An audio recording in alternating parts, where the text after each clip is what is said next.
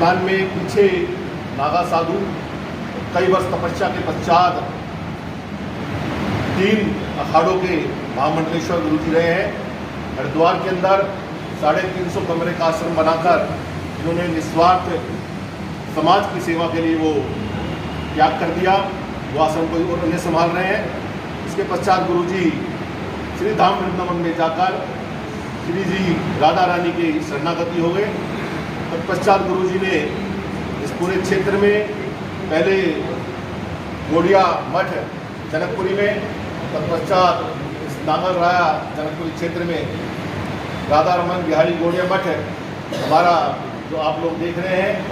श्री गुरु जी के बारे में एक जानकारी और साझा करना चाहूँगा, शायद आप लोगों को जानकारी नहीं होगी कि श्री गुरु जी ने इसी भगवा वस्त्र के अंदर 1982 के अंदर चार्टर्ड अकाउंटेंसी भी की है, चार्टर्ड अकाउंटेंट है।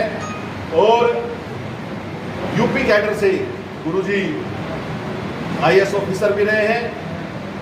और शास्त्रीय संगीत इनके गुरुजी के रस रस में विद्यमान है, क्योंकि इनका जो घराना है वो काशी नरेश के जो राजगुरु थे उनका घराना है। और उनके पूरे परिवार के जो भी इनके हैं, बाकी गुरुजी बताएंगे विस्तार से, वो बड़े ही विख्यात नामी संगीतज्ञ हैं।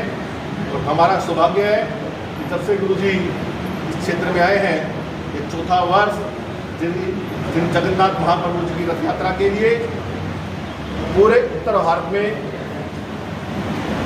3 रथों में जगन्नाथ महाप्रभु, भगवती सुभद्रा और उनके भाई बलभद्र जी जगन्नाथपुरी धाम के पश्चात इस नागर राया जनकपुरी क्षेत्र में यहाँ पर 3 रथों में विराजमान होकर निकलते हैं।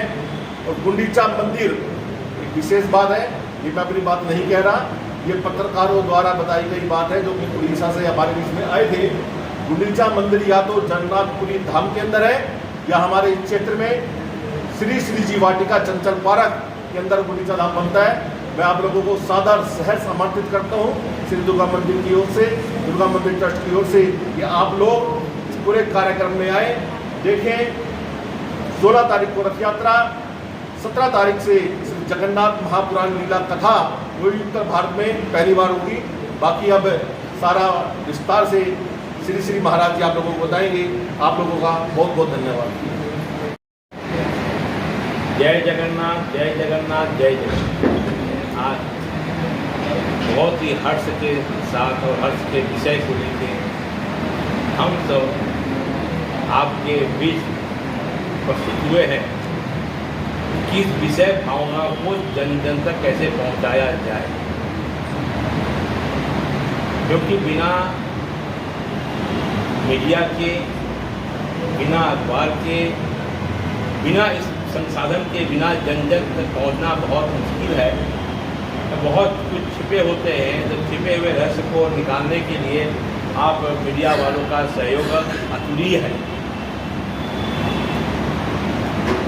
इसी कड़ी में हम चलते हैं मुख्य विषय की ओर। जगन्नाथ महाप्रभु की रथ यात्रा, एक समय, एक भावना, एक भगवान।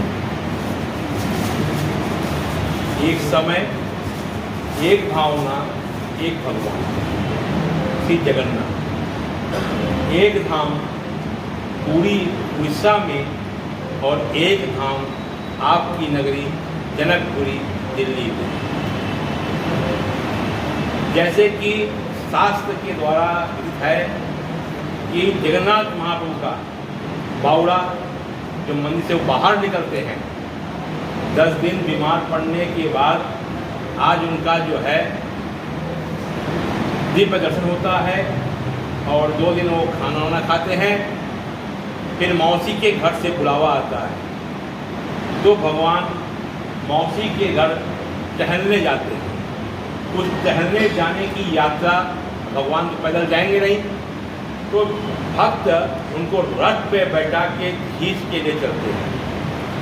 तो पुरी में 1 बजे भगवान अपने मंदिर स्वर्ण सिंहासन से उतरकर रथ की तरफ प्रस्थान करते हैं।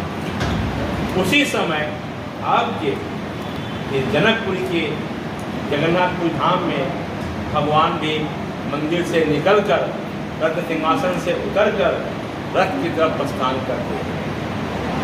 उसके बाद भगवान का पूजन अर्चन विधि विधान से रथ पे होता है, कीर्तन होता है, और जैसे ही जिस वक्त पुरी में रथ आगे बढ़ता है उसी वक्त आपके यहाँ भी आपका रथ आगे बढ़ता है। और रथ जैसे वहाँ 3 रथ में निकलते हैं, जगन्नाथ जी का अलग रथ, सुभद्रा जी का अलग रथ और बलभद्र जी का अलग रथ, उसी प्रकार से आपके क्षेत्र में, आपके शहर में, पूरे उत्तर भारत में पहली बार ये 4थी वर्ष है जो भगवान 3 रथ पे विराजमान होकर अपने भक्तों को दर्शन देते हैं और देते हुए गुंडीचा मंदिर यानी मौसी के घर प्रस्थान करते हैं। समय ये